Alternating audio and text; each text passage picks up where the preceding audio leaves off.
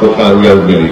सबसे पहले कोचा दामन, दूसरा ये 5 सीटें अरकान खमसा की तरह हम समझ लें, जैसे अरकान खमसा कलीमा, नमाज, रोजा और नीचे तमाम हजरात सबको मैं सबसे पहले ये अर्ज करूं कि इस इलेक्शन के जीतने के बाद आपने हमसे वाबस्ता की है, हम उसको पूरा करने की कोशिश करेंगे। और यकीनन यहाँ से सिर्फ सरवर आलम की कामयाबी नहीं हुई है, बल्कि यहाँ पर आपके इत्तेहाद की कामयाबी हुई है, आपके सियासी शऊर की कामयाबी हुई है। और आपने सारी दुनिया को पैगाम दिया है कि जो लोग कल तक ये कहते थे इस मजलूम कौम से कि तुम अपनी सियासी क़ियादत नहीं खड़ा कर सकते, आपने उन तमाम को जवाब दे दिया कि ये काम हो सकता है। और कोचा दामन और सीमांचल की जनता ने अपनी दुआ और अपने वोटों से अपने मुस्तकबिल के फैसले खुद करने के लिए आपने दोबारा यहाँ पर अपनी क़ियादत को खड़ा किया है। मैं आपको इसके लिए भी मुबारकबाद देता हूँ। मेरे अजीज दोस्तों और बुजुर्गों, मैं आपको एक बात बताना जरूरी समझता हूँ कि अंग्रेजी का एक मशहूर अखबार है टाइम्स ऑफ इंडिया।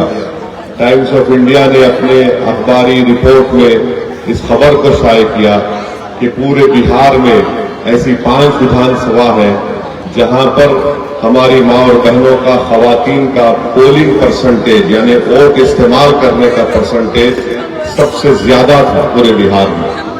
और उन 5 में 3 विधानसभा ऐसी है जहां पर मजलिस इत्तेहादुल मुस्लिमीन के उम्मीदवार को कामयाबी मिली। सबसे पहले कोचा दामन, दूसरा अमूर और तीसरा बैसी। तो मैं कोचा दामन की हमारी माँ और बहनों का भी दिल की गहराइयों से शुक्रिया अदा करता हूँ कि आपने निकलकर अपने वोट का इस्तेमाल किया। और यकीनन आप तमाम ने पहले से ज्यादा मजलिस के उम्मीदवार के हक में अपने वोट का इस्तेमाल किया। मैं आप तमाम का शुक्रिया अदा करता हूँ। और जैसा कि अभी मौलाना ने अपनी तकरीर में कहा कि अल्लाह के रसूल सल्लल्लाहु अलैहि वसल्लम ने इरशाद फरमाया कि जो इंसानों का शुक्र अदा नहीं करता वो अल्लाह का शुक्र अदा नहीं कर सकता। तो मैं आपका शुक्रिया अदा कर रहा हूँ। और इंशाअल्लाह ताला ये 5 विधायक जो कामयाब हुए हैं, ये न सिर्फ अपनी अपनी विधानसभा में आपकी तकालीफ को दूर करने का काम करेंगे, बल्कि सीमांचल की इंसाफ की लड़ाई भी लड़ेंगे। और सीमांचल से इंसाफ होना जरूरी है। अल्लाह ने इस सरजमीन में बेपनाह नेमतों से नवाजा है। यहाँ पर पानी है, यहाँ पर क्या क्या नहीं उगता, यहाँ पर चावल है, अनानास है, चाय है, मक्का है, और ये सब चीजें यहाँ पर उगती है। जरूरत इस बात की है कि अगर पूरे इखलास के साथ अगर यहाँ पर काम किया जाएगा तो न सिर्फ आवाम की मदद मिलेगी, ताउन मिलेगा, बल्कि अल्लाह की तरफ से एक नुसरत भी यहाँ पर हम तमाम को मिलेगी।